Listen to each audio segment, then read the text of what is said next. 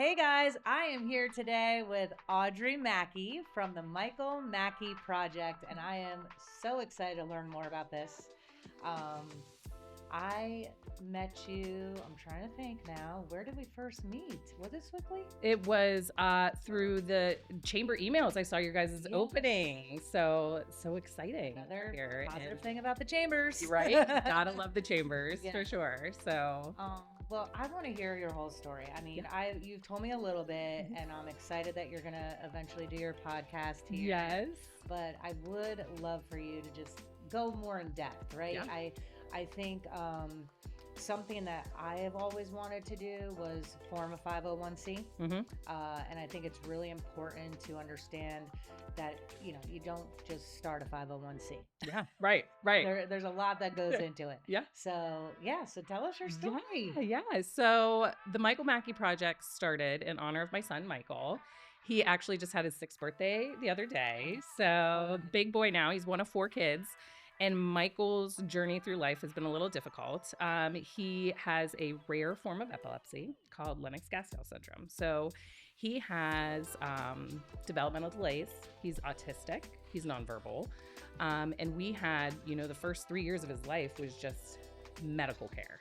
We were living down at Children's Hospital. We were going through all of this stuff, trying to figure out what's going on to control the seizures, to get him to a better quality of life, which I'm so happy that he is in such a great spot now. Living in Pittsburgh, having Children's Hospital here, we are so lucky and privileged to have these amazing medical staff and world-renowned surgeons and clinicians at our fingertips. So with Michael, he had brain surgery about 2 summers ago, and since then his quality of life has just skyrocketed. His seizures are under control, and he's just thriving. He's going to school now. He started kindergarten at the Watson Institute in Sewickley, which is another amazing facility. And I came from a background of working at a pediatric therapy center for almost 10 years of my life as an administrator. So you have 2 aspects of provider and seeing this world of special needs and what goes into it, and then you're a parent, and it's totally different. I feel very blessed that I had knowledge coming into this and having this, happen with us. And I had an idea, but it kind of just all goes out the window when it's your own kid and you're just trying to live day by day.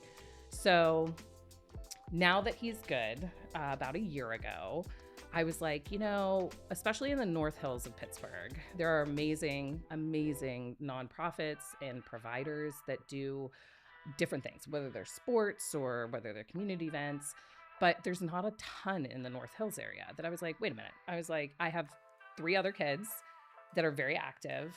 My 2 older boys play all the sports.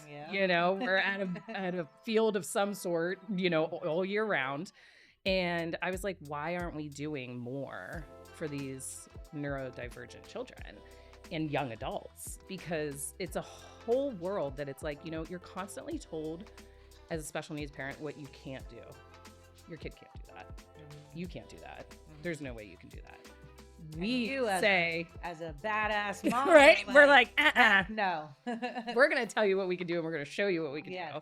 So my husband and I were just kind of sitting there, and we were like, well, why don't we just do something? So we decided to start a nonprofit, and it started with the idea of doing adaptable sports, because outside of the Miracle League, which is an amazing organization that does baseball out in Cranberry Township in the North Hills, there's not really a whole lot of other stuff. So we've been meeting with other organizations and seeing where the gaps are. So our first event was a adaptive football event.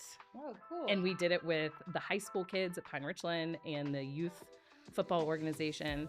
And it was just an opportunity to let kids come out and try something that they've maybe never tried before. Whether you have physical handicaps, whether you have, neurodivergent handicaps, it doesn't matter. Come out and just have fun. So how do you get that message out to a community? Yeah, so we have been working very hard with collaborating, joining the chamber, getting our name out there on who we are, and just really collaborating with other nonprofits. I think for many years, this mindset of hide your work, keep your stuff close to your chest. Don't Right. work Don't together. trust anybody. Yes, Yeah, it's like weird. secretive. But there is this whole new kind of like generation of thinking now that are in these leadership positions for these organizations that are like, we're collaborating because we can reach so many more people and so many more families that way. Right. And there's just so many wonderful organizations. There's the Special Needs Consortium is a plethora of all of these service providers because those are the people that are really looking for stuff for their clients, for the kids, for the families. Like, how can we get this out there? So we've been working with them a lot, and just working with other charities and different organizations and providers, your therapy providers, your school providers, to just say, hey, we're here. And the thing with the Michael Mackey Project is we do everything for free. So we don't want payment to be a barrier for anybody. We're doing, different programs all the time.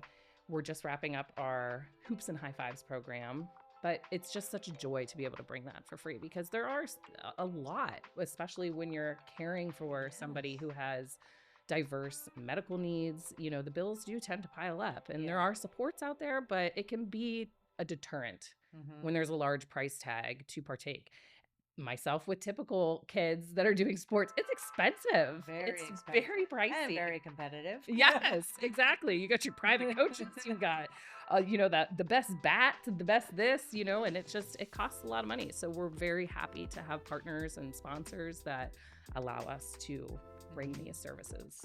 So if a family wants to be a part of your organization, do they go to your website and like fill out an application? Or is everyone just... It's anybody. We will take anybody and everybody, which is really great. So our website has, what our programs are. We're getting into some really exciting things coming up this year. We're only a year old. We only started April of last year. Okay. And the ball has moved quickly, down the line. And, starting a 501c3, I've never started anything like that before. I was like, what do I do? Right. And again, did you use chat? Yeah, I did. Because you got to love it. Work smarter, not harder, right? Yes. And I collaborated with some other organizations, met with some people who did it before me, and just said, hey, what do I do? How do I do this? Robert Morris has a wonderful program in their business center that will help you start a nonprofit. They'll help you start a 501c3 so that you dot the I's and cross the T's the right way. And it just went very well from there. And a couple months later, we had our 501c3 and we were just ready to roll. So awesome. We've been just moving and grooving and haven't looked back since. So looking towards the horizon. Shout out to Robert Morris. Yes. My brothers both played football and nice. went to college there. So. Nice. This program is amazing. That's cool. We didn't want to let anything deter us. Right. It was, we're going to do this. Nobody's going to tell us no. On a mission. And we're just going to keep rolling through. Yeah. Wow, that's incredible, and especially raising 4 kids. And how old are all the kids? So my oldest will be 11 this summer, and then 8. Michael just turned 6, and our little girl is 2. Aww. So it is chaos and loud, but we wouldn't have it any other way. Yeah, of course. Yeah. And they're all really good with... They are. And that's something else. Like with the Michael Mackey Project, we didn't want to pigeonhole ourselves into just sports or just one thing. So we are offering anything that you can not only adapt, but what special needs families need. So another one that we're getting into is sibling support, because siblings are often, referred to as the glass child when it comes to people with special needs, because you're just looking right through them and you're focusing on that kid that needs so much attention and so much of your time, and you expect them to grow up very quickly. I know I do that with my older boys. They're constantly helping with Michael. Michael is a flight risk. He does not stop. That boy will go and be gone. And just, somebody has to be with him 24/7, whether that's my husband or myself or an aide or anything. So, Patrick and William are just constantly there helping as well, or they're helping with Mackenzie while we're focusing on Michael if he has a behavior or things along those lines. But you don't take into consideration, what is this doing to them? They're only 11 and 8 years old. They're so young. They're such they've taken on so much in such a short amount of time. Yeah, or I think about like a single parent, trying to handle that and trying to work. And then are there a aside from your organization, are there other programs out there that assist It's families with help or therapy? Yeah, it's a sad state that the special needs community is going through right now. I think over the years and being somebody who worked in the field for, 8 years and seeing what it was then to what it is now, it is just really deteriorated with those supports. And that was another reason why we wanted to start this, to offer like a sense of community for people, because you used to, you know, 10 years ago, be able to have an aide, a one-on-one that would come and work with your child. And then you had oversight for that. And then you had supports in place. There's nobody there for those positions now. They've all kind of gone away. It's really shifted with how people have had to provide those services. So there's a lack of supports. Yeah. There's a lack of oversight, and there's nobody to feed into this system. And unfortunately, everybody is overworked and severely underpaid. So they've just kind of really deteriorated. So now you have these nonprofits that are coming along trying to fill those voids. Right. And it's the most feel like they would fill them even stronger. Yes. Because there's that passion and determination to help these kids. Yeah, there is such a passion. You don't go into this field, and I've been so privileged, whether the people that are on my board, the people that I've interacted with, the therapists that serve Michael and work with him through school and his therapies, they love it. They are in it because they have a passion and they want to see these kids do well, and they want to set them up for the best quality of life that they could possibly have. So we are very lucky to be able to work with those people. And then I think the other organizations, they have that same passion. They're not doing it to be rich and famous, that's for sure. They're doing it because they love what they do. Yeah. And they want to make a real difference. Right. So do you have anyone helping you? Like, do you have a team? Yeah. So we have a board in place of 5 other folks that are kind of like a variety. 2 of them are these service providers. They've been in this industry for many, many years. They see what's there. They see what's lacking. They're enthused and they're excited to provide services for these kids. Others are friends of mine that just have a passion for kids and have kids of their own and have that volunteer experience, whether it was through PTOs or, youth organizations that are like, hey, we can help you with this. Like, we got this. And then, I have in with local government is another hat that I wear. So I sit on the board of supervisors for Pine Township. So it's been really great to be able to meet and connect so many people and really bring that adaptation into your kind of local government role and be able to think, kind of ahead of the game. Like, is this truly for everyone? Yeah. So it's been wonderful to be able to meet people through there too. Oh, yeah. And bring them in. We talk about that a lot, just in general, about getting out there, right? For a chunk of time, especially with all the social media and younger generation coming into the workforce. It's so important to get out there and physically meet people, see what they're doing, be a part of something. And I think that's when you really start to listen to yourself a little bit more, right? Absolutely. Something triggers inside where you're like, man, this is a calling to me. Yeah. I want to be a part of this. So even just volunteering, are there ways people can volunteer? Yeah, absolutely. And, another great kind of collaboration that we just had through the chamber. Like, I've met so many people that are just like, how can I help you? How can I volunteer? I would say checking our website, themichaelmackeyproject.org. We constantly have our events changing there, and you can volunteer for any event. The more, the merrier. We like to, especially with our sporting events, we like to get involved with like youth organizations, high schools, to bring that typical peer mentorship that these kids often do not receive. But then we have so many adults. We just had Mission Madness with the BAB group. They do to award nonprofits as the beneficiary from like their bracket system.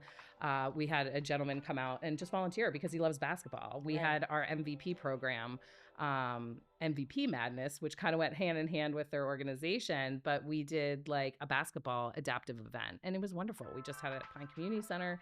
And these kids and young adults came in, but we had so many volunteers from across the spectrum that just kind of was like, hey, how can we help out? We'd love to do it. I love that. You don't need to be anything special to come and give some of your time is really the biggest thing that I try to get through to people, because I feel like everybody thinks, oh, well, I'm not like certified, or I don't understand. I don't know what I'm going to do. Like there's such a stigma that, you know, you think that these kids are like, should be put like in a bubble and you have to be particular on how you handle them. And that's not it at all. We just require clearances like any kind of job does for the most part, background check and you're good to go. Like just get in there and have fun and just because it's really keeping those kids normal. Yes. You know, I have a few friends that have autistic children, and you know, I've watched them spend so much money trying to put them in special programs or treatments, and the best that they've ever been is when they're just playing normal with kids. Yes. They're just having a typical childhood experience. Yeah. You know, it's a big push in this community is the unified sports model. You'll see Special Olympics is doing this. You'll see there's a unified bocce team that's across many school districts in the Pittsburgh area. And it's your typical, you know, high school kids alongside and they're playing bocce with, you know, your special needs community. Whereas before it was they need to have their own sports. It's segregated. Let them do it on their own. And that model is true for some cases, because you do have to adapt and make sure that things are safe and appropriate and that you understand. But when you bring in your typical peers, it is just like magic that happens, because they don't feel any different. They're just playing basketball, or they're just playing bocce, or they're just doing all of the things. Yeah, I would say probably as a volunteer, the biggest thing would be just knowing to have patience. Yes. Right? Yes, absolutely. That's probably a big factor. Yeah, for sure. So everyone can reach you through your social and your website? Yes, website's the best place. It sends us to all of our socials. And then, like I said, we're going to be launching our podcast soon. Yes, we are so excited. We cannot wait talking about not only motherhood, but that sibling dynamic, and then raising a child with special needs and how that makes things a little bit more chaotic, but beautiful too. Yeah. And everyone always wants to learn something new and exciting, right? So. Yeah. Yes, absolutely. Absolutely. So, well, thank you so much, Audrey. I have enjoyed getting to know you. Yeah. And I'm so excited for you to do your podcast here. Yeah. And until next time, if anyone wants to be in a spotlight here on That 77 Show at Studio 77 Media, drop us a message on our Instagram. You can DM us, or you can message us on our website.